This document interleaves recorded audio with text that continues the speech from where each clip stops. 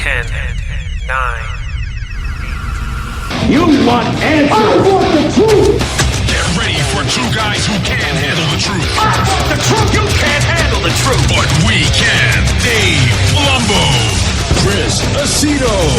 RxMuscle.com presents Heavy Muscle Radio. Welcome to another episode of Heavy Muscle Radio. I'm Dave Palumbo, and I'm joined, as always, by the technician, Chris Aceto, here on this November 30th, 2020 evening. And Chris, happy Thanksgiving to you. And we were just talking about this. What do you have to be thankful about this year? This has been a crazy year. No, I actually, we went around the table on Thanksgiving. Yeah. And of course, we had no people there except my immediate family, my family. We didn't have turkey in my house, so that wasn't so really. good. What'd you have? Italian Nothing. food? We ate whatever, chicken nuggets and French fries. They wouldn't. They're too young to appreciate a turkey. No, they don't even know the difference. You can put a little chicken on there, baked chicken, and say it's a turkey. They wouldn't know. So I was thankful for my kids' good health. Yeah. I said, even though you guys misbehave and don't listen to me, you have good health. So True. No, because a lot of people, right? I mean, I know outside of COVID, I know a lot of people who just, as you get older, or even if you don't get older, if you find out what's going on around you, people are sick all the time, right? Yeah. And young kids and. Yeah, we know a kid who has the leukemia. This poor kid has been fighting it for 5 years now. It's nuts. Yeah. So yeah, I mean, we are lucky, in a sense that our kids are healthy, and that's what's scary about sending them back to school, because you don't want to see anything happen. It's funny because a lot of people tell me they've gotten COVID and it's like a joke. 3 days, it's over, and I get a lot of people sing the praises of my protocol that I've been giving out right from the beginning, which is my V-mineralized for the chelated minerals, especially zinc, quinine. Whether you take quinine pills or the diet tonic water, which has the quinine in it. And, some people are taking the injectable glutathione from Titan Medical Center and stuff like that. But it's really that zinc and quinine combination. And people say it every time they take it, they have minimal effects from the virus goes away. Seems to go away very quickly. And then I have another guy who just told me he was completely blasted to the oblivion for the last 3 weeks. He was terrible. He said he got. He said it was the worst thing. It's like that you could possibly ever experience. And he just started feeling better, and it was almost a month. So everyone is being affected differently. So you just don't know. That's really what it amounts to. So speaking of COVID, I told you there was a contest in Saudi this weekend, right? Yeah. Mm-hmm. Somebody who I was coaching got to the show. They did the little temperature check, on your forehead, and they said, "Oh, your temperature's too high. You can't compete." Did it turn out he had COVID? No, I don't. I didn't. Well, I heard. I don't know if he had I don't know if he does or does not. It just turns out that he had a temperature. Right. He could have been on too many clenbuterol too. Yeah, well, he could have been on. He could have never come off the DNP. I don't know. Yeah, DNP probably. Yeah, I mean, I guess that's safety. I mean, I can't even fault the promoters for not letting him compete, even though it sucks, because I guess the moral of the story is, and I hate to say this to people because it's probably irresponsible of me, but before you go to the show, take your temperature. If you have a temperature, you better pop a few Tylenol and bring that thing down. It's so funny. He said, "What should I do?" I said, "Take like 1,000 milligrams of Tylenol." Yeah. Did he do it? Yeah, but they wouldn't let him back in. They were like, you're out, you're out. Yeah, you better check it. You better check your temperature before you go. When I go to the doctor, they'll sometimes in the lobby, they'll check your temperature before you get into the building. Mm-hmm. And I'm always low. I'm like 97. I'm like, I don't know. I'm always crazy low. I don't know what that's from. My temperature is really low in the morning. I used to take my temperature years ago to see if like clenbuterol or ephedrine worked. Yeah. Nothing would get my body temperature up. Really? That's funny. It's interesting. Stable like a rock, 97.6. It's exactly 1 degree colder. Yeah, we have a little bit of cold-blooded stuff going through us. The interesting thing is when I was a runner, and I used to starve myself all day, pretty much. And then I would have binge at night, just because I didn't want to eat because I wanted to keep my weight down. I would be freezing all day long. Like your metabolism definitely shuts down if you don't eat. Mhm. But when I switched to being like the crazy full-time bodybuilder, where I was, over, 250 pounds, I was sweating all the time. And I don't know if I had a fever. I never really checked my temperature, but if I didn't have a fan on me at night, there was no way I was sleeping. And I don't know if you experienced the same thing or not. No, I didn't. But No? you know what? If it's funny, when I would go to Jay's apartment when he was a kid, he had a fan set up in every single room. Oh, okay. I don't feel so bad. Because he was always hot from eating, because he'd just eat it and eat and burn it off. I was 10 meals a day, sweating all the time. I mean, that's one of the reasons why people always, said, I wonder, why did Dave always walk? There was two reasons why I wore shorts all year round in New York, despite the fact that we had winters and that were brutal. One was because my legs were too big. So they didn't really comfortably fit. First of all, I couldn't find anything to fit. And even like sweatpants, they were just uncomfortable, because unless it was freezing out, I just wore shorts. It was easier. As long as I kept my upper body warm, I was fine. Mm-hmm. The second, excuse me, that's because of the size. The second thing was because I was always hot. So for me, if I wore shorts, I kept my body temperature cooler. I don't know if it was because my legs held so much of the heat in there. I could never figure it out. But if I was in shorts, I didn't feel as like smothered in a sense. Yeah. It was like you had a back door open in an overheated apartment. That's right? Yeah, I had to let the heat out my ass. Buy one of my ass was too hot. Yeah, exactly. Listen, when you it's the craziest thing, Dave. You see the radiator behind me? Right. I think I said this on the show before, Yeah. but I didn't know this, that radiators were invented to overheat houses and apartments due to the last pandemic 100 years ago in New York City. Oh. So they invented the steam radiator because they hold so much heat. Wow. Didn't know that. Well, here's the point. It was made to overheat a house or an apartment so that you could open up the windows and let the virus, fresh air in and out. I see. While you still didn't freeze while you still can maintain heat in the building. So you would apparently have to drop your pants and just wear shorts. I remember in school growing up, it was so hot, and we had to open the windows, and also same thing. Yep, they had the heat cranking in those schools, and it was dry heat. The nasal membranes in your nose would crack, and it was so dry. That's how my house was growing up. My house was like that, right? Dry. We used to have to run humidifiers. Yeah, I didn't even know what they were. My father used to make me fill the humidifier and push the buttons, and it would blow moisture into the air. Yeah. But I didn't know the reason why. Why do we have to blow moisture into the air in this house? Because the house was so dry with the radiators. Right. We had some kind of, at least when we first moved in, I don't know if it stopped working at some point. There was some kind of like humidifier built into the air conditioning system because they had my father bought this like more expensive house. I told you the story because they won a lottery ticket. So it was like it had like a central air conditioning, which at that time was nobody had it. No one had that, and it had, out of the same vents came the heat, and there was some kind of a humidification system in there too. So it wasn't so bad. Mm-hmm. But like I said, I don't think my parents maintained. I think it stopped working at some point. They just kind of capped it off or something like that. The old Italian ways of fixing things. Just throw it in the trash.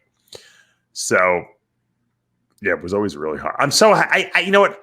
I'm so mad at my parents for not moving me down to Florida. We should have moved to Florida when we were young. As kids, yeah. When I was a kid, I wanted to move to Florida or California, get out of the cold. My father made good money as a teacher in New York. He never would have made that in Florida. He would have probably made half of what, he made in New York. Especially back then, because Florida wasn't even the Florida it is now. It was New York City snowbirds. That's right. Yeah. It was they probably didn't even give you benefits back then to be a teacher. You're probably right. My father never would have had a pension. No one has, I realized no one in Florida has pensions. They don't even know what that is down here. Well, a lot of people don't have pensions anywhere anymore. Yeah. Yeah. It's too expensive to do those. The only people who get pensions is like school teachers, firefighters, police officers. Right. You know, but, it's good when you get old and you realize, holy shit, it does come in pretty handy when oh my gosh, getting paid every month.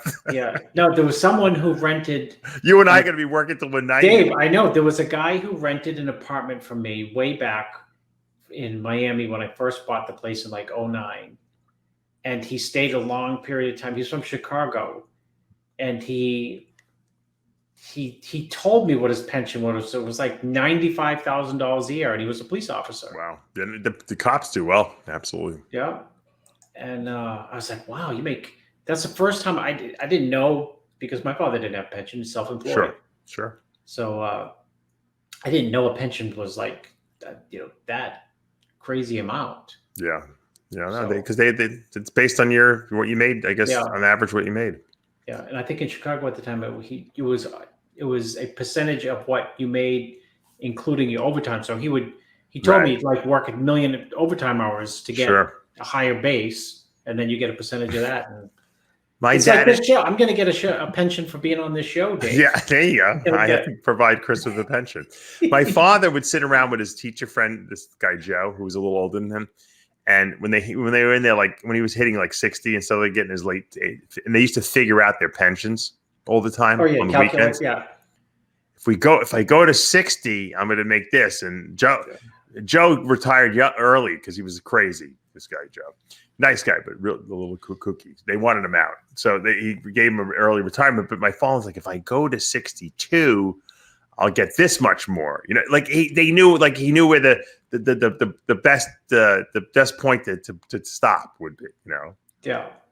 And so I think my father did well because he was getting a nice check every month. It was definitely with that and his Social Security, it was very easy to live on. You know, even when he had to go to even when I brought him to that like real high end assisted living place, he was still almost pretty much paying everything he needed with that. So lucky. All right, let's talk about the Mike Tyson fight.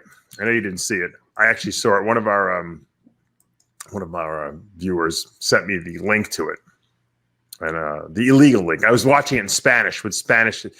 Everyone else got Snoop Dogg doing commentation. I had to hear it in Spanish, the commentation. But it was, you were watching it. I didn't need commentation. My father loved boxing, and I used to always watch boxing. I know, like you do too. Oh yeah. So I knew what was going on. And you know what? I was, when I saw them when they were doing like the weigh in, and they showed like they looked like they're 100 years old, the two of them. You know. They looked old to me in the face and stuff like that, and their bodies were okay, but but they put on a good fight. It was actually a pretty decent fight, for two 50-year-old guys fighting each other. I was shocked. I was actually, everyone wanted to see Tyson go out and knock out Roy Jones Jr., but and a lot of people didn't even know who Roy Jones Jr. was. That was the problem. I know because I watched all his fights. This guy, no one wanted to fight this guy. He was like so good that people wouldn't fight him. He couldn't get a fight.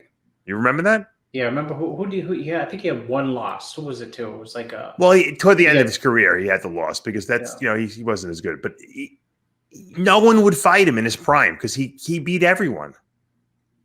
Remember, he moved up to heavyweight. He won some fights too. Well, it's connected to bodybuilding. Well, it is connected to bodybuilding because you got Brad Roast, in Mike Tyson's corner. Yeah, and I know. Smoking weed. What's that relationship? With I think that. Brad gets me the Mike says Brad gets me, puts me, hooks up me up on that machine and smokes pot with me and Cormier. I think Brad, I'm pretty sure, trains him. I'm pretty sure. And he on that machine he uses. He was training. I don't know if I don't know if that's what he really did. If it was just a marketing thing, but. No, I think Brad. I can't remember because when I saw Brad hooked that machine up to Sergio at the Arnold like the last 4 days, and then Brad told me that I think I know that he was training Mike with that machine too, and I think they were either partners in that machine to do some business, or I know Brad was opening up a really big gym somewhere around like. Something somewhere in Southern Cal, and I think Mike had some type of financial backing in it. I'm pretty sure that was the other connection. Yeah, and of course Dexter looks younger than both these guys. Yeah. Crazy, right? That's how you put it into perspective. Well, you don't Yeah. put it in perspective that way, but Roy Jones Jr.'s father, Roy Sr., yes. Fought Marvin Hagler back in the day. Yep. Got knocked out. But Roy Jones Jr. was, I mean, stellar. If you follow boxing, I mean, so he knows how to fight. He's not like, he wasn't a chump. Yeah, he was probably a little lighter, in who he fought when he was younger. But he, they both weighed almost the same thing for this fight. So after the fight, they were interviewing them, and Roy Jones Jr. said, I finally got another check on my bucket list, because I guess everyone wanted to fight Mike Tyson. He never did, obviously, because he was always a lighter weight. And he said, man, he hits hard. Think about it. I mean, Roy Jones never had to go against guys that hit as hard as Tyson, No. So. Did Tyson tag Roy Jones with any serious bullets? Nah, I don't. No one really got hurt. I don't think during the fight. There was no. I think that's why probably people were disappointed in a sense, because I think people wanted to see Tyson go out there and annihilate him. But Roy Jones is a guy who it's very difficult to hit him. That was always his shtick during his whole career. So I didn't know what he was going to be like, but I didn't. He had the same skill set in the sense that he was able to he's like Charles Glass. He has the weird angles. He hits the angles, and you can't hit someone who can move in awkward ways. And I think Tyson was a little frustrated with that. So, they called it a draw. I thought it was good. I think it was for the people like our age to see the guys in their 50s fighting. It was fun. Yeah. I don't know if we'll see any more, but I guess Tyson got paid like $10 million. I heard, or something like that. What did Roy Jones get? I don't know. That's a good question. I'm not sure. I heard he got like $200,000 in a contract with Redcon. Yeah, I'm sure that Roy Jones got at least a couple $1 million. I can't imagine. I wouldn't get in the. Would you get in the ring with Tyson for less than that? Kidding? Come on. So what did they? I wonder why Holyfield didn't do it originally. Remember they were were billing the Holyfield fight. Maybe they couldn't give Holyfield enough money. I don't know.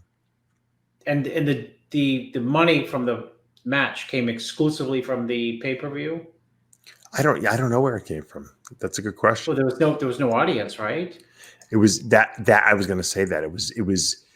I hope the Olympia has more people than that. There was no one in there.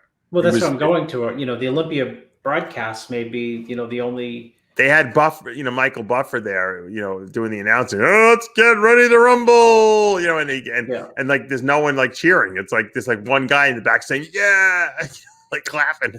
Yeah, that's got to really make it hard to fight. I think as a prize fighter, wouldn't you think? Yeah. Well, I mean, I guess it makes for a less quote exciting match, but at that level, right? They're probably blocking out everyone, anyway. In terms of audience, I don't know. I think the crowd really can when you're when you're tired when you get and the stuff. Crowd on your side, right? Like Phil's going to be able to raise his eyebrow on the most muscular and clap his hands, and nobody's going to, right? Nobody's going to care because there's going to be an audience for the Olympia, right? There is. Roy Jones made $3 million. 2,500 people for the Olympia. I just want to correct It's not going to be an empty theater. So he made well, that's why they moved it so that they can have an audience. Yeah, that's right. Dan, I mean, that was Dan's thing he said. Yeah, I misspoke, Dan, when I said there'll be no one in the audience. So Phil can still raise his eyebrow and raise his hands over his head on the back toe bicep. Yeah. You know what? I think Dan was right when he said it on the show. It would be a travesty to have this huge Olympia, one of the best lineups of all time, in all the divisions, and then have no one there to clap. Bodybuilders feed, our egos. We feed on that stuff. So you really need that. People are asking me, even Dan asked me when I interviewed him. I don't know if anyone, did you see the interview I did with Dan? The most recent one? Yeah. When did you? Like last week. No, last I didn't. week. Send it to me. I did not. Yeah, it's on the site. It's on the. If you guys haven't subscribed to the RxMuscle YouTube channel, make sure you subscribe. Watch the Dan Solomon interview.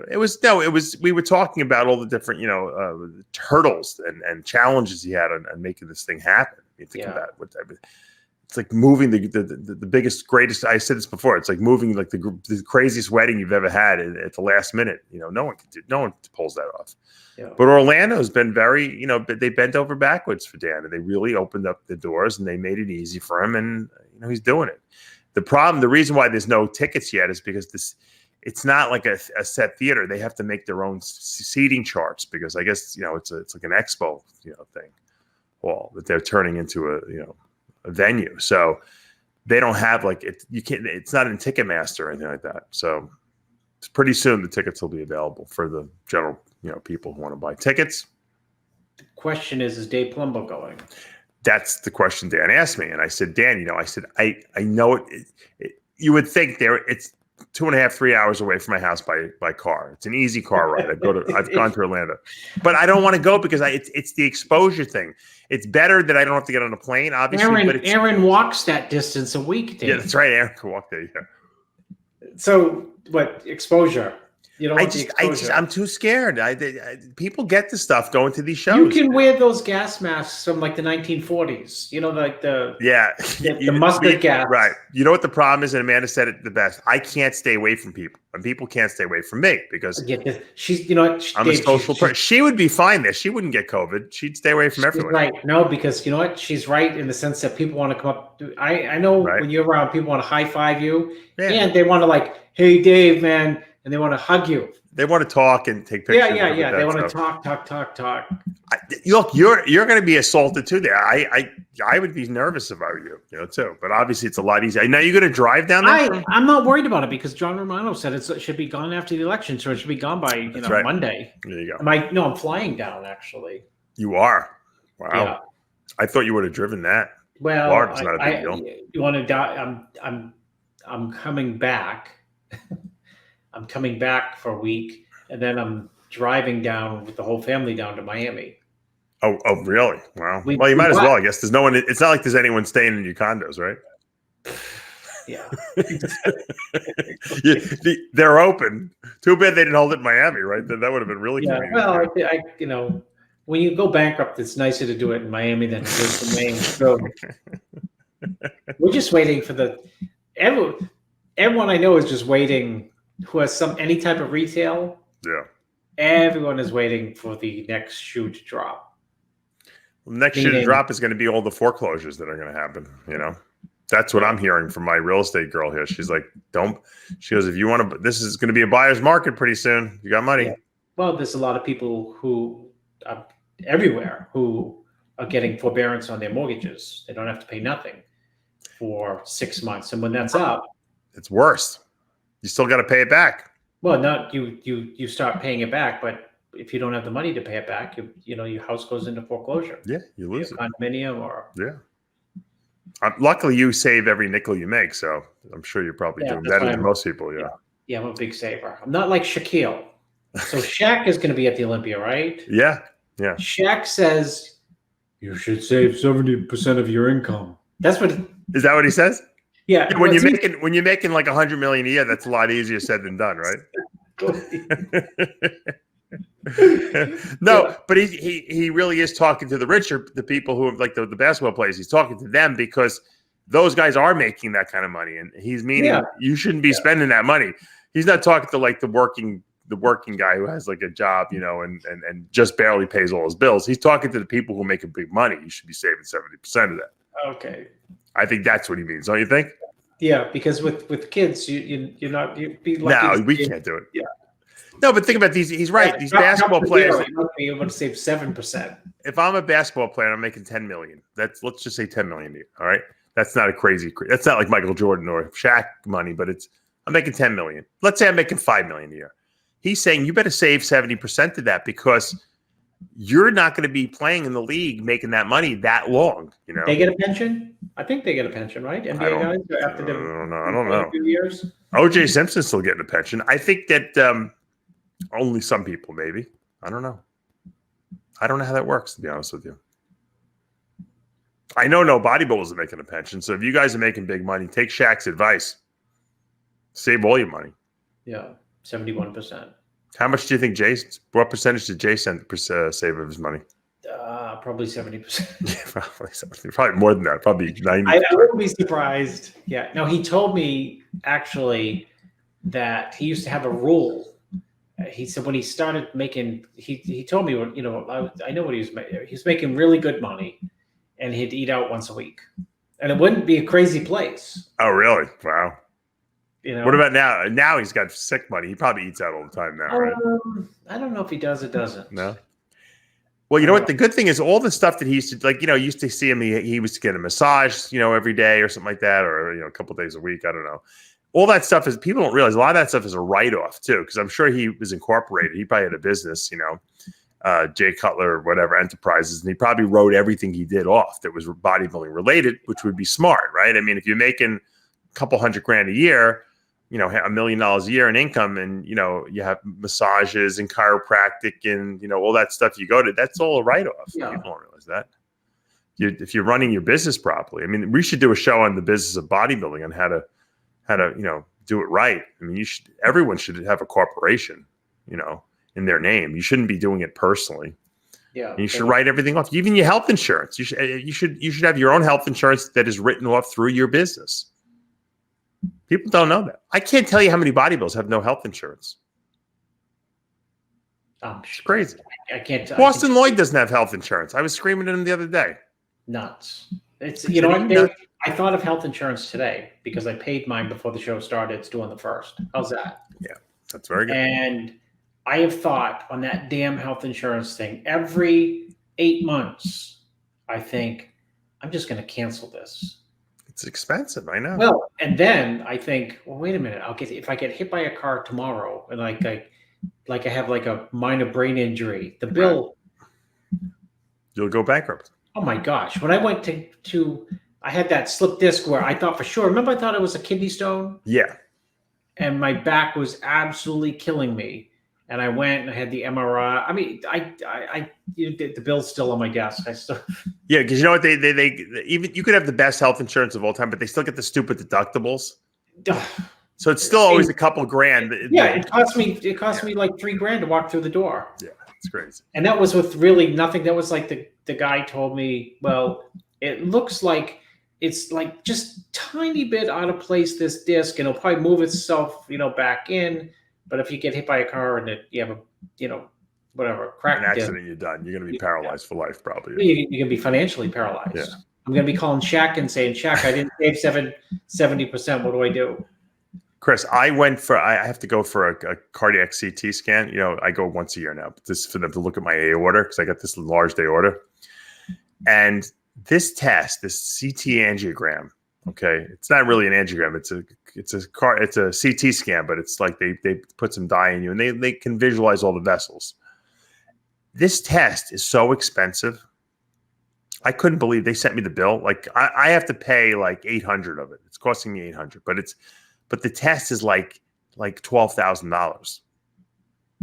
I mean, that's crazy. Insane. Yeah, this machine, Chris, I'm telling you, I'm in this machine. It might be 5 minutes. Okay. And it might be 90 seconds where they're actually scanning me of the 5 minutes that I'm in the machine.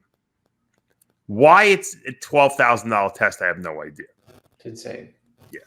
Well, I mean, that's my point. Like the point I didn't really make is what I pay monthly in health insurance every 8 months. I think like maybe I shouldn't pay it. If I don't pay it for a year, I can take my wife and kids we can go to like Spain, and then we can fly to like Argentina, then we can go to Malaysia, and then right? Yeah. And then I've said that. My wife said, well, if you didn't have to pay taxes, you'd also have all that extra money laying around too. But unfortunately, you have to pay taxes, right?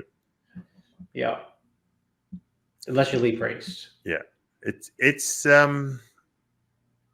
one of these things you have to figure into the equation, so to speak. You got to have health insurance. Let me just one see pec tear. I want to see if Lee Priest. I want to see how much his GoFundMe.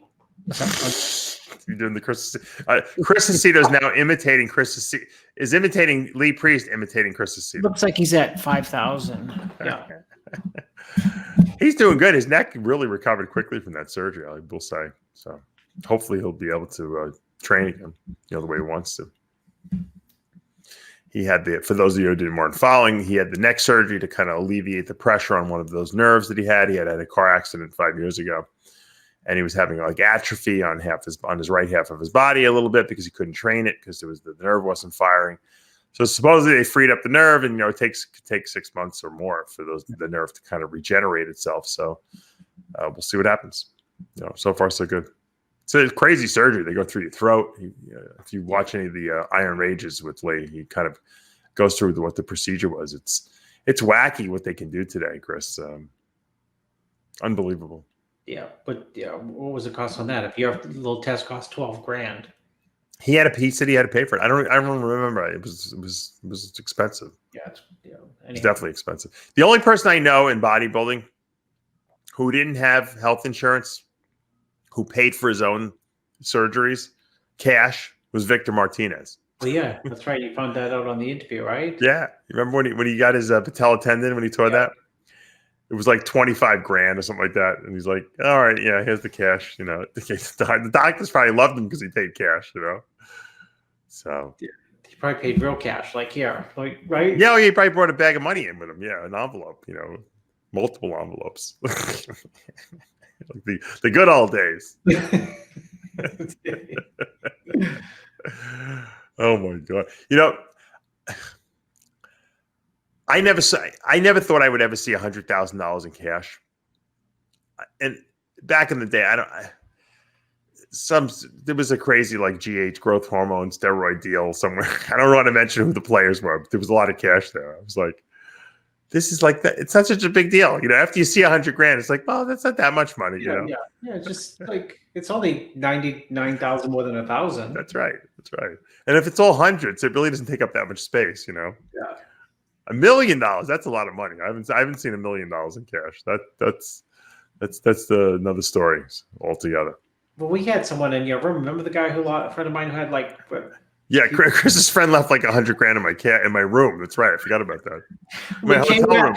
We left. I thought it was lunch. I almost threw it out. We left the room, and it was like the first time I ever saw my friend panic, and he had a bodyguard with him. And I said, "What?" He said, "My bag.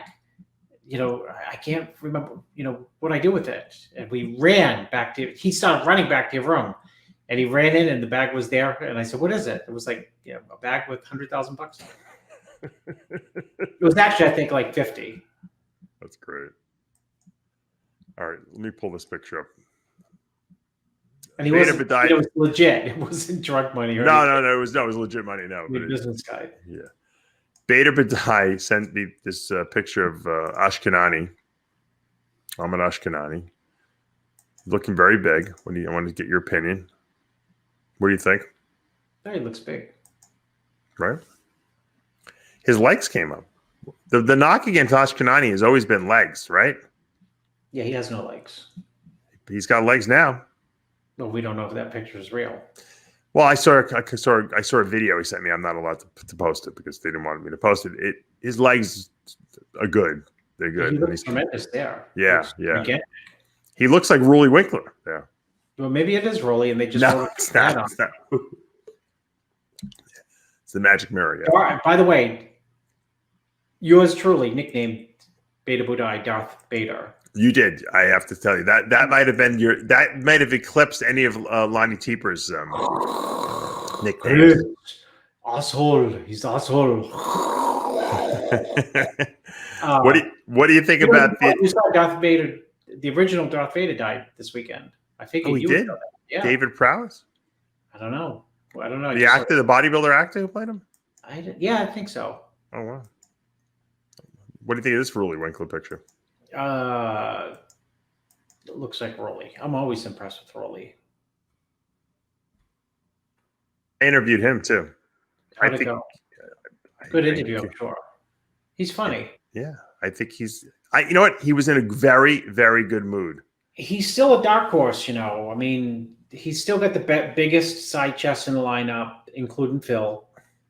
He's got the biggest arms in the lineup, including Phil. Yeah. He's got the biggest, most muscular in the lineup, including Phil. You know what I mean? Yeah. That's impressive just to spout that out. I told him he's bigger than Ramy. I said he was Oh, like, yeah. he's like, nah. I said, no, you're bigger than Well, Ramy. I said, in certain ways. yeah. In I mean, certain- Ramy's a little taller than Rowley, I think, so he's more a little bigger frame wise, but Well, I mean, obviously Remy's got bigger legs and more width, yeah, but I mean, Ramy doesn't beat him on the side chest, side tricep, front no row way, bicep. no way. Not even close. Even the back double, Rowley's, and he's freaky. I'm very impressed with him. But by the way, just you were right. By the way, I didn't know it. I'm not keeping up on I'm not watching the TMZ enough. I guess David Prowse died. Darth Vader. You have 3 kids. You can't keep up. There he is. Yeah, looks like Michael Jackson to the right when without my Darth glasses. Vader looks like Michael Jackson. My glass. I have to. Sorry, Lee. I have to put on my glasses. Yeah, that looks like Michael Jackson post bad surgery, like when the nose fell apart. Yeah. He was a bodybuilder, David Prowse. Yeah, but look at he was, and then you had 007. What's his face died recently? Roger, yeah, Sean Connery, yeah. Yeah, Sean Connery.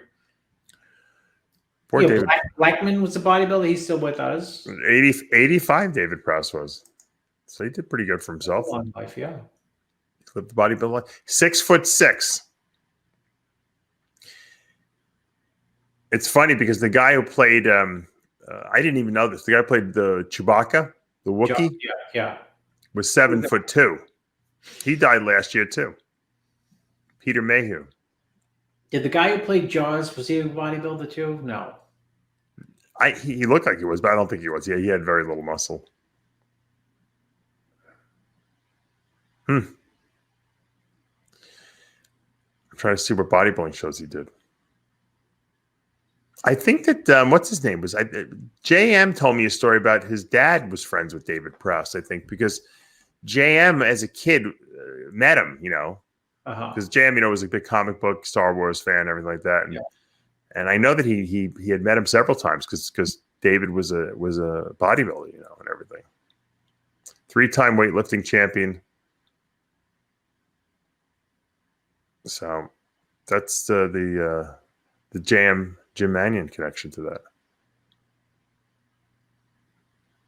There's a great picture. Let me show you this picture. This is a great picture. The guy who played R2D2. They couldn't get originally they couldn't get the I guess the robot back in 1972 to work properly. So they had to get an actor and put him in there to play R2D2. Look at the little guy. What was that guy? I forget that guy's name, that actor. Anyway, there's the 3 of them. So we'll say a prayer for him. At least he was 85. You hear about all these people dying at 85, and you start to say, "Wait a second, you start calculating your age. I'm this age." Yeah. My uncle, who was one of the most aware people I knew, he would tell you what hole you were in golf. He'd say, he would say to my father, we're at the 16th hole, and my father would be in denial. And he said, "What are you talking about? What do you think you're going to go to 120?" Or he'd always say, I'm at the 9th hole. That's when he was like 40. I remember I must have been like 7. Yeah. Crazy. Well, this, I'll get a little shameless plug in here while we're at it. This, we already plugged the Fiberlize for COVID. Or was it today is Cyber Monday, Chris. And Cyber Monday, we're offering till midnight tonight. We're offering 30% off the website at speciesnutrition.com. And if you spend $60 or more, you get a free Species t-shirt, the exact t-shirt that I'm wearing, actually. So the promo code is CYBER30. And you get, once again, 30% off the entire website. If you spend $100 or more, you get free shipping. So I'm going to try to be the 101,000th person to make the order today. Where did Cyber Monday come from? Black Friday's always been around. Where did Cyber Monday? Someone made up that thing for more sales. That's for sure. Did you see that Amazon, since COVID started, has hired 482,000 people? 482. I was at my mother-in-law lives across the street from me now, right? I told you about the property there. We're coming back from her house, and the fucking FedEx person pulls out of my driveway. Sunday night. FedEx. Delivering, right? Yeah. FedEx. Imagine that. Yeah, it's nuts. That tells you how much business there is. They're working around the clock. We gotta write that down, Dave. Check the stock price, FedEx, UPS. Maybe too late to get in on it. But. We had a good Black Friday sale. We did very well on that. A lot of people are smart. You know what? The smart people know that we're going to do a Black Friday sale, and they buy all their product films the whole year because we gave like 35% off the website. We gave a free Creolize. I had massive orders from people, because they were smart. They went on there and that's what I did back in the day. And I always tell people this. I don't know why people can't understand that if you use a product. Let's just take my fiber, for instance. Let's say you use none of my other products, but you use Fiberlize, okay? And you love it, okay? And you use it regularly, someone like Guy Cisternino, all right? If you know you're going to use it all the time, and there's a sale for 40% off the price of the normal price that you pay, then you might as well buy the whole year's worth of what you need because you're going to spend the money anyway, and you're saving, 35%. So a lot of guys are smart and do that. That's what Mark Cuban does. He's smart. That's what I did back in the day. When he finds like toothpaste, like some weird markdown, he'll buy it all. He'll buy like a year or 2 years worth. He's smart. That's what Chris, I did the same exact thing.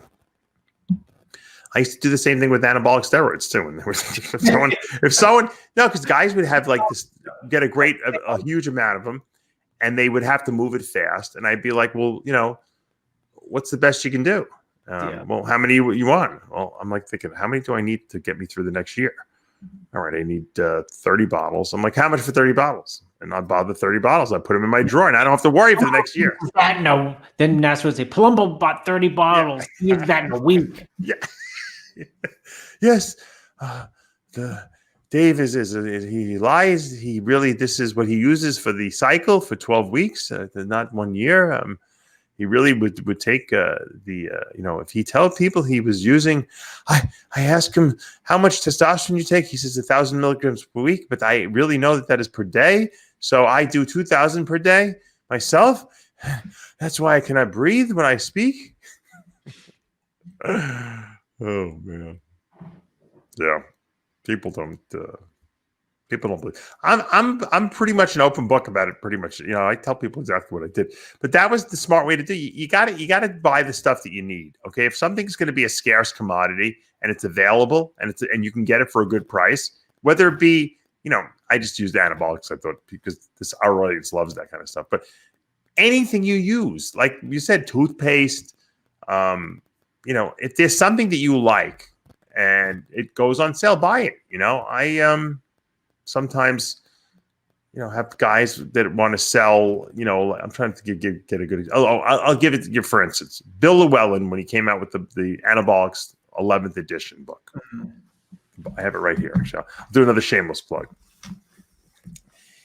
I sell a lot of Bill's stuff, the Roy tests I sell his liver stable product. He makes some good stuff. And I love this book. This book is like one of the best reference guides of all time that was ever written. It makes Bill Phillips' guide a joke. People always ask me, how do I learn about anabolics? I'm like, you know what? You watch shows like ours, but you should have this book just so you can reference things in here and go back. It's like an encyclopedia for anabolic steroids.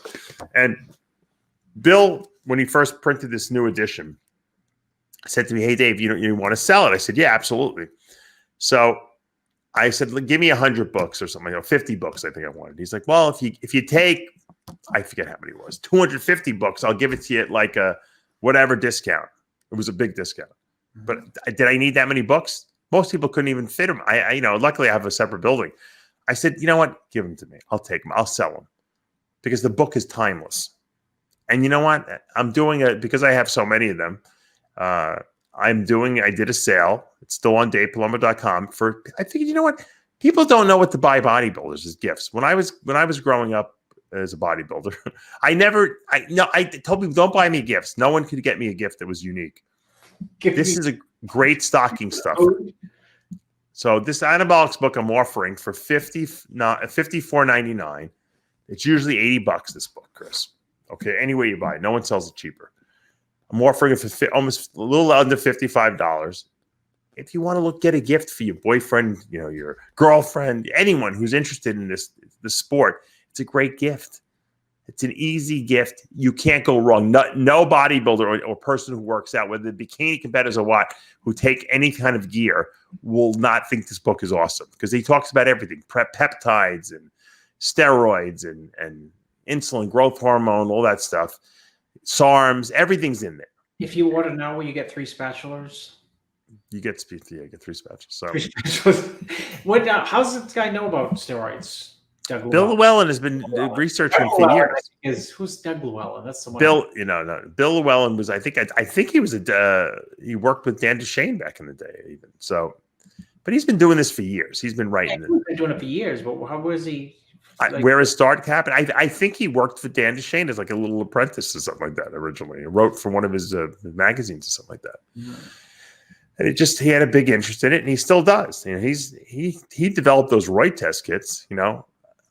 I gave my feedback, and I sell more than he does because I have I have the audience for it. But he's the genius. He went to all these countries. Remember, his big thing was back when there were counterfeits. You remember?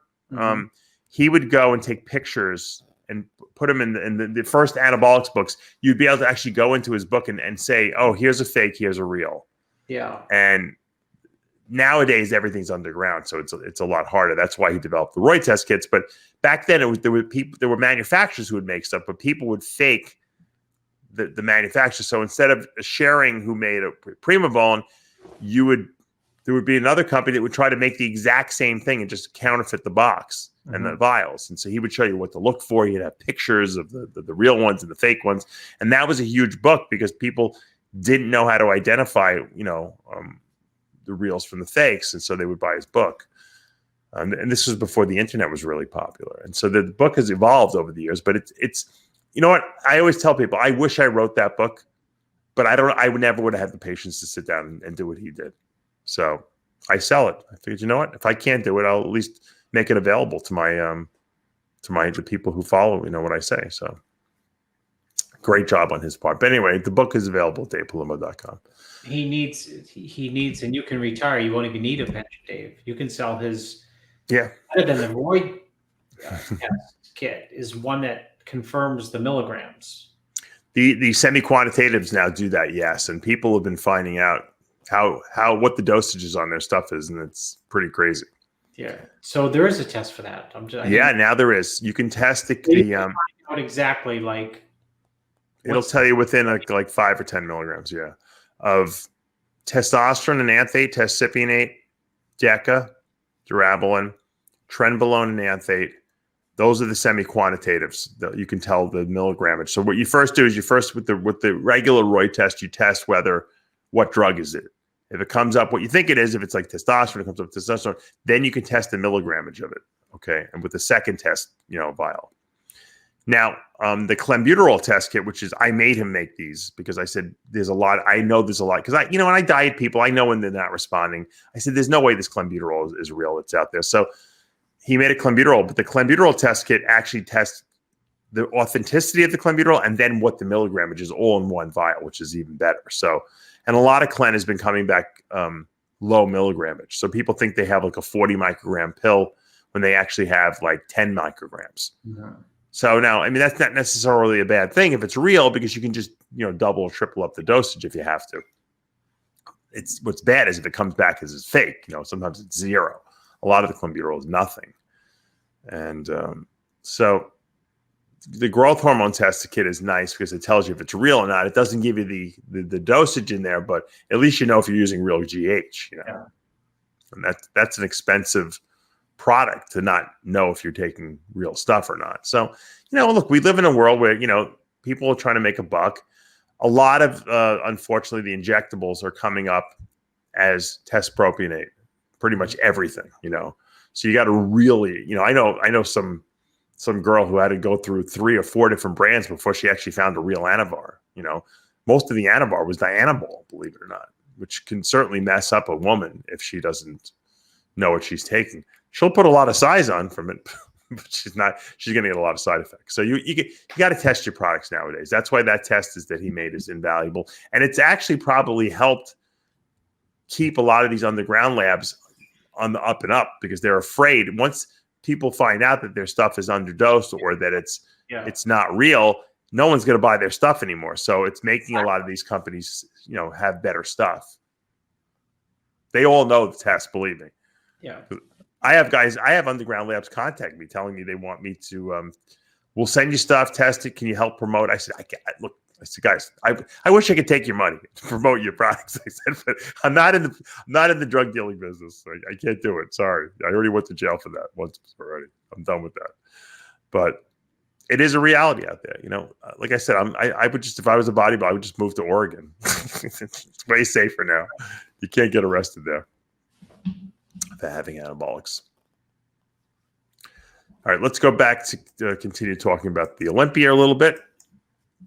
Who's your favorite, by the way? I didn't even ask you. I think, Phil, he's won it 7 times. He's beaten everyone in that lineup every time. How could he not be the favorite? Yeah.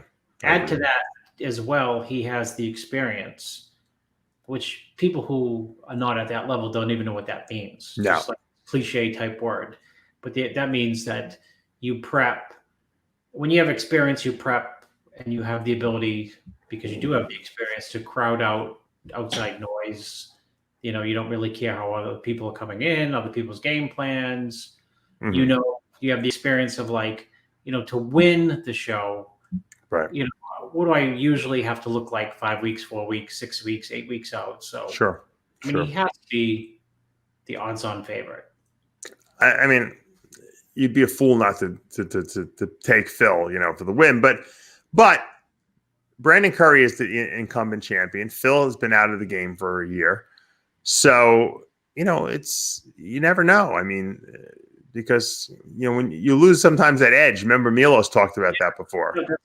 It's very true. I mean, it's hard once you've got a little, it's like Rocky Balboa, right? Once you got a little soft, it's hard to get the edge. You can't fake the edge. You can't fake tunnel vision. You can try to get into it, and you can get into tunnel vision, but there's different levels of tunnel vision. Right. And that may be a problem for him. I doubt it, but it could be, But having said that, Brandon, Brandon is remarkably dangerous in the first 2 poses. Absolutely, yeah. That front double bicep. Yeah. And front lat spread. I mean, those are 2 poses. There's more to the Olympia than 2 poses. Right. And those are not Phil's strongest poses. Yeah. The irony, right? They used to be fabulous shots for Phil. Absolutely. But they're not his best shots anymore. So, if you're judging and front double bicep, front lat spread, you're already like, wow, I'm surprised. Brandon won those 2 shots. Say he does, then you give him the benefit of the doubt moving on from there. I think that's another reason why a lot of people dismiss Phil when he first comes out. Like at least the last couple Olympians, he's going to lose. But you know what? Because they're just seeing that the front standing relaxed and the front double bicep and lat spread, which are not as strong as poses. Then he turns to the side and the back and he destroys people, So the show shouldn't be won from the front 2 poses. Unfortunately, because you're standing to the front and people are looking at you the longest from the front, a lot of times people's decision making gets altered because they're not evaluating the entire physique. They're evaluating just what they're seeing standing in front of you. Phil does not have the best standing relaxed position from the front because he's not that wide. Yeah, so you're right. So whereas Brandon looks great from the front, tremendous, right? I mean, great V taper and everything like that. I mean, Roden was probably the best from the front, right? I mean, So I mean, Brandon sitting on his abs, in the lineup, that's very impressive. Cap triceps, good enough. Sweep to the thighs. It'll come down to Brandon's, what level of conditioning he brings as well, and if he can bring improved conditioning and keeping his roundness, it's the unexpected, really, as much as he's probably the favorite. Phil is the favorite, I would say. Is what's he really going to look like? Because you said he's actually been out 2 years. True. Yeah, it's almost 2 full years. You're right. 2 years is a long time when is he 40? Yeah, he's 40. When you're 33 and you take 2 years off, it's a big difference compared to being, let's say, 38 and taking 2 years off, and then you coming back at 40. I mean, your body's not as fresh looking. Yeah, no, you're right. You're right. Let's see what his skin looks like. Believe me, I knew when I hit 40, my skin wasn't looking as great as it did when I was 30. No, I mean, there's very few bodybuilders who, after 40, can maintain that thin skin, shrink wrap look. He probably can. He's always been shrink wrapped, but it may look a little bit different. Yeah. What do you think? I agree. I mean, I think people are underestimating Brandon. I think he's going to do and look better than people think. I agree. I just think that that Phil is certainly, he's an 7-time Mr. Olympia. I mean, it's going to be no cakewalk for Brandon to win this show. And he's got other people in the lineup as well. I mean, so I don't know. I mean, Does Phil fight like, Brandon on stage? That's the good thing in Phil's favor is that Brandon is not huge.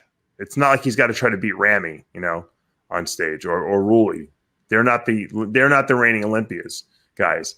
So if it comes down to a 2-man call out at the end, Phil Heath and Brandon Curry, Phil does pretty well in that line. I mean, Phil's not getting outsized by Brandon Curry, so I think Phil matches up better with him because of that.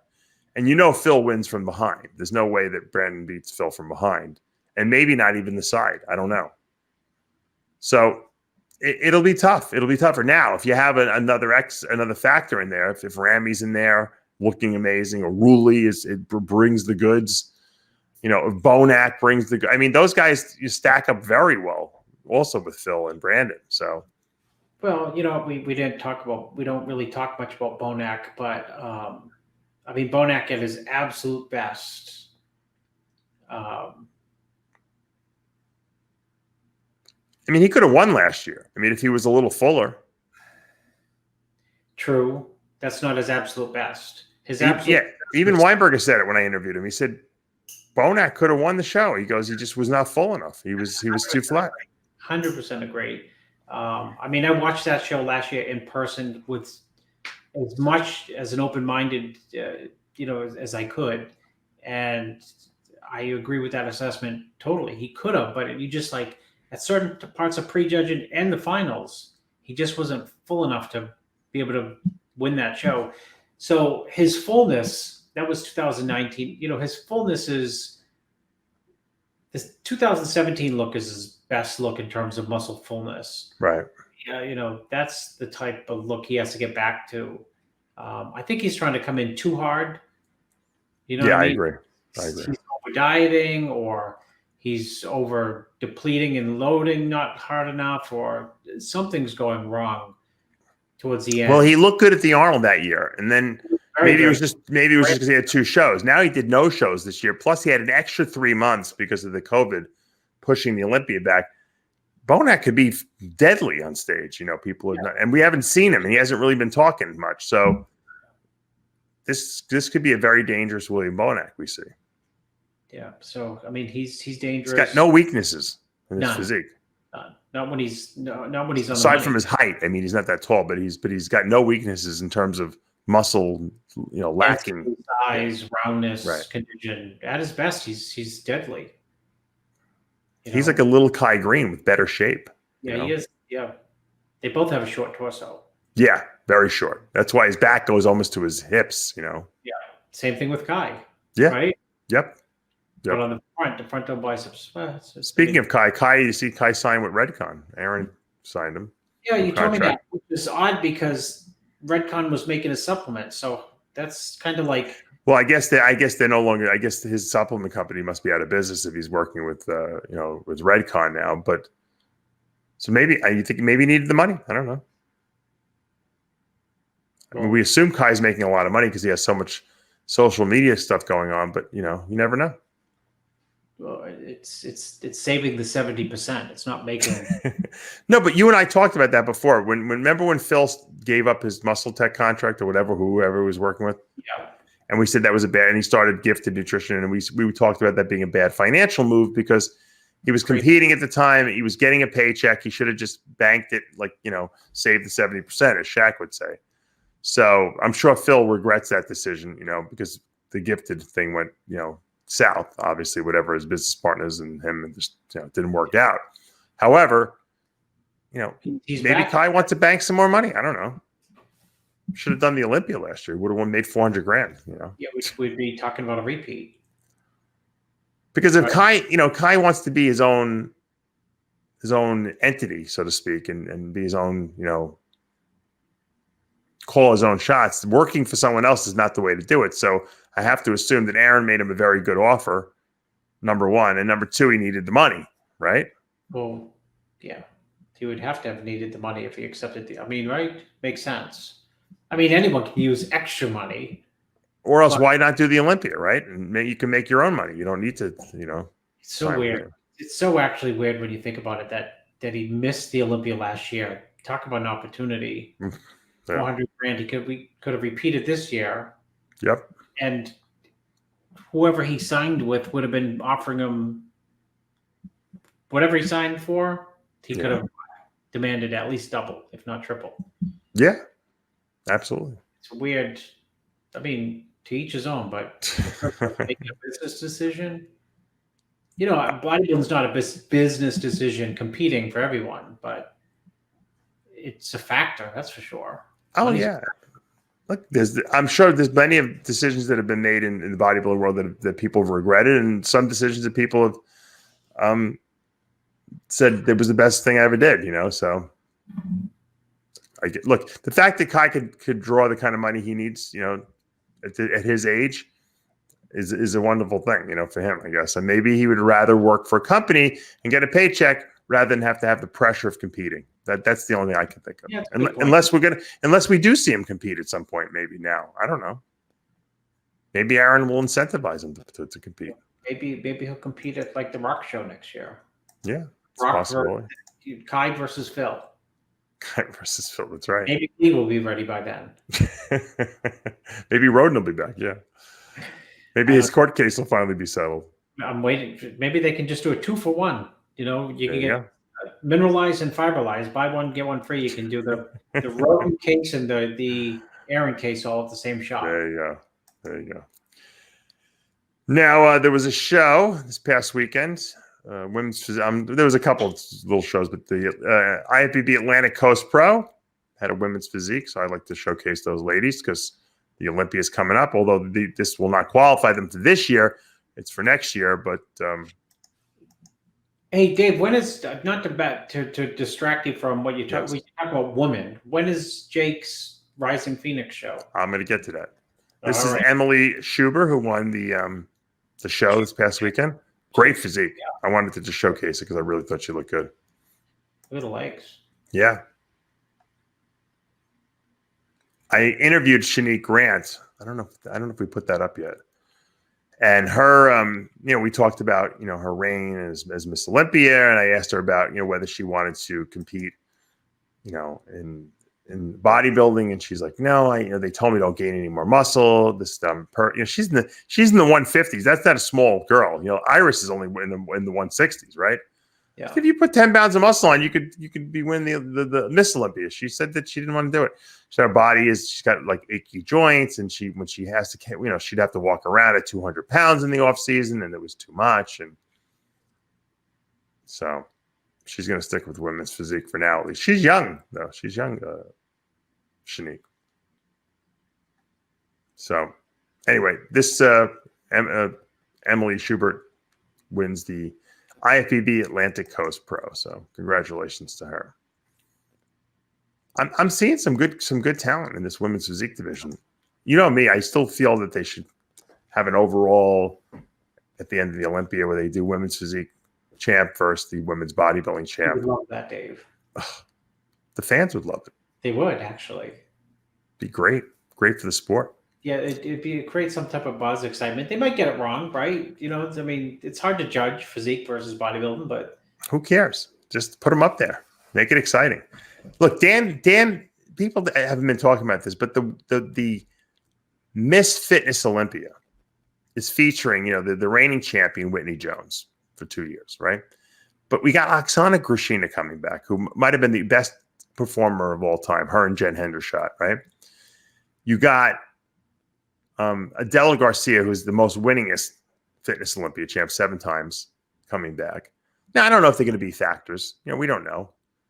But it's exciting. We're going to see some good routines, I'm excited about the Olympia. I wish I was going, to tell you the truth. I think they got they got a good lineup in all the divisions. Look at the 212. We'll talk about that. We'll break that down, probably over the next couple of weeks. I mean, you got Kamal, who I just interviewed also, by the way. Great interview. Who's training down there at Flex Lewis's place, who's looking like an absolute freak show. The only almost 50-year-old guy who's still making improvements. I've never seen anything like it. I don't know how he does it. I mean, he might be the biggest genetic freak of all time, Chris. I think so.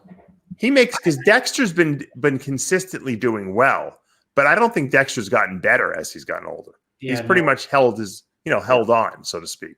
The, Kamal's improved. Yeah, he's getting bigger and bigger and bigger. How the heck is this guy doing it still? No. He's unbelievable. It's genetics. You got George Peterson in that lineup, who looks. Justin sent me pictures the other day. The guy is fucking nuts looking. To me, he's the most dangerous threat to Kamal. Obviously, Derek Lunsford, who's second, 2 years going now, is super. If he ever puts it all together, is dangerous as well. You got Sean Clarita. I mean, the show is going to be really. It's a good 212 show. Yeah. Well, the difference between the 212 and the open is those names that you just named, including Derek, they'll be blazing conditioned. Absolutely. And those names that we named already, someone, so or two, or the top quote 6 of the Olympia are going to have at least spots on their body where we're going to say, his back had a lot of water in it. Right. It was great from the lower body, or he was great from the front, but its glutes and hams were holding water. Right. Everyone's going to be, because in that 212. And we haven't talked about, Chris, Hadi Chupin, who seems to be, according to Dan Solomon, it looks like he's going to get the visa. They don't want to, make the announcement yet, but it looks like he's going to get here. So that's a wild card in that lineup as well. How's Hadi Chupin versus Phil Heath from the behind? Back double bicep. Who wins that shot? Phil would demolish and destroy him from behind. You think so? All right, okay. But, I mean, he is pretty hard, Hadi, from behind. His back is weak. Yeah. Compared to Phil's, yeah. Huh? Compared to Phil's, you're saying. Yeah. But that's another guy in the lineup there. So it's going to be tough to make that top 6 this year. It's not going to be a walk in the park. He's phenomenal standing relaxed from the front. Yeah. So I've seen he's got some very jimmied up body parts too. Yeah. Well, we'll see how it plays out. I'm just saying this year's Olympia is going to be an exciting Olympia to watch because we have a lot of talent in it. And it's no foregone conclusion who's going to win any of the divisions, which might be the first time ever. I mean, in Classic, we're going to see Bumstead versus Breon Ansley. Breon looks like he's made ridiculous improvements. Yeah, he looks incredible. And Chris was healthy all year, so I'm sure he made improvements too. So you're going to see a battle royale at the top of that class. I mean, and it may be. I'm not saying those aren't going to be 1 and 2, but I bet somewhere in that Classic. I haven't looked at the lineup, but somebody surprises. I'm not saying going to get first or second, but somebody really breaks through and it's like, nails it, lands in like a 3rd or 4th slot that nobody expected. What people don't realize, though, Chris, and I think you'll probably agree with me, maybe you won't agree with me, is that we've seen some shows this year where we've seen some spectacular Classic guys win. Yeah. But those guys next to Chris Bumstead or Breon Ansley will not be the guys that you remember from winning these shows all year during the year, It's because great. those guys are in a class of their own, as far as I'm concerned. Yeah, well, it's a great point. Just simply, it's like people having won second tier shows and look phenomenal in the open, Right. and go stand next to Rowley, Ramy, Dexter, Hardy, and Phil and Brandon, and just like, God, Yeah. man, I need like 4 more years of mass. Right. The Bumstead Breon battle is almost like the Dorian versus Flex Wheeler battle. That's I always see it that way. And I'm not saying from a structure, because obviously Dorian's structure was not as good as Bumstead, but Bumstead has his physique is classic, but it's got gaps. There's definitely things missing in his physique, but he's so classic in the sense that that's like the prototype physique for that class, that he wows people, and he's big and he's tall and he opens up and he's got good structure, that a guy like Breon, who's like, flawless in a sense, physique wise, can lose to a guy like him because of the wow factor, Well, I think those words of why he lost last year is when you said that Chris opens up on shots. Front last spread, he just looks like he gets bigger. Front double, side chest, and his height and his width plays to his favor more than you think. Like in pictures, you say like, oh, maybe it will, but in real life, it's impressive to watch him in person. It neutralizes some of the other guy's strengths. Yeah. And while he doesn't have the best biceps, Chris, and he doesn't have the best, back, doesn't matter. No, his back looks very weak in pictures. On stage. Yeah. He looked good last year. It's enough. It's enough in person. Yeah. I hate to say that because, like, well, you know what? Because we judge classic against bodybuilding. It's not bodybuilding. Is really it's limited. The guys only can weigh so much. Probably if he was in the open class, I'd say his back sucks. Yeah, of course he would, because But if he was in the open class, he'd be 25 pounds heavier, probably. So, but his strengths would still be his strengths, and his back would still be weak, even 25 pounds bigger. Maybe. Most likely. Yeah, maybe. So it'll be a battle for sure, Breon versus Chris. So we have a lot of battles, lined up. Obviously, we have the next couple of weeks. We're going to be doing a lot of analysis shows, some iron debates on all these different things that we're talking about right here. We'll get some of our experts that we like to pull in, the Mieloses and Dennis James, and we'll do some heavy analysis over the next couple of weeks. Keep it locked, obviously, to the channel. Make sure you subscribe, do all that great stuff. And if you have suggestions, put them in the comments. I'm always open. You can even email me. A lot of guys email me with ideas for shows. And I think I take some of those ideas and use them because they're great. So if you guys have ideas for shows you'd like us to do, analysis type stuff leading into the Olympia, and I feel bad because they've jammed, Chris, all these shows so close together that the Nationals were last week. And I know a lot of the guys and girls that were who won, contacted me to do interviews. And unfortunately, I have to push some of these interviews till after the Olympia because I don't want them to get lost. But it's just because everything is happening in one shot. It's crazy how it's going down. But we'll get there. Believe me, there's plenty of months of off season where nothing's going on. We'll have plenty of interviews get done. I'll catch everything up. Nothing going on. No, I know. Right? We still have the US, Chris. We still have the USA. We haven't even had yet, right? Think about that. Another pro qualifier. It's like everything's happening in like one swoop at the end of the year here. Yeah, Dave's house, by the way. 2 hours, a 2-hour walk, a pop walk from your house. Yeah, that's for sure. So anyway, we'll once again check out we have a lot of great interviews going up this week. I'll be interviewing, and if you guys have any suggestions for people you want me to get on the show. By the way, I want you to listen, Chris, even if everyone else doesn't listen. Okay, I want you to go listen to the interview I did. What a great interview this was. Tom Piccaro. Yeah.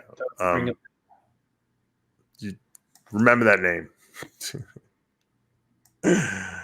Because Piccaro. Bodybuilding? You don't know who it is. No. Snakes.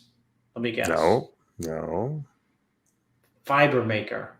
No. Exotic animals. Nope. Teen national champ from this past year. Okay. He won it. He he was 18 when he won it, Chris. But they moved the show up 3 months, so he would have been 17 if they held it when they normally do in July. So he has a chance to win it 3 times, assuming they move it back to the normal date, which I'm sure they will next year. So kid could be another Cody Montgomery. He won it theoretically at 17. He's got 2 more shots at it. That's his goal to tie Cody's record. And he's got a great personality. This kid, he's been through a lot of craziness. I'm not going to tell everyone.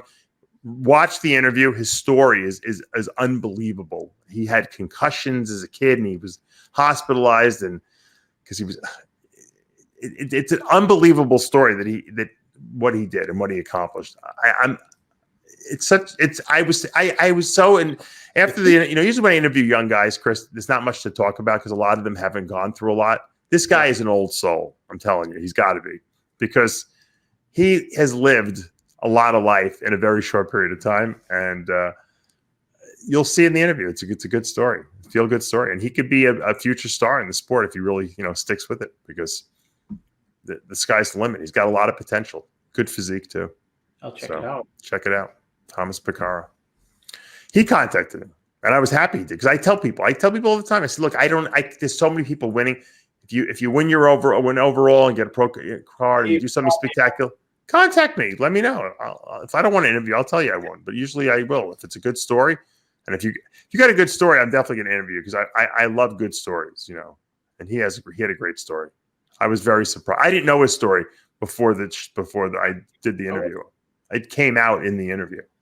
So, all right, we're going to wrap things up as we say every week. Remember, guys, with Heavy Muscle Radio, the truth hurts. Good night, everyone. We'll see you next week.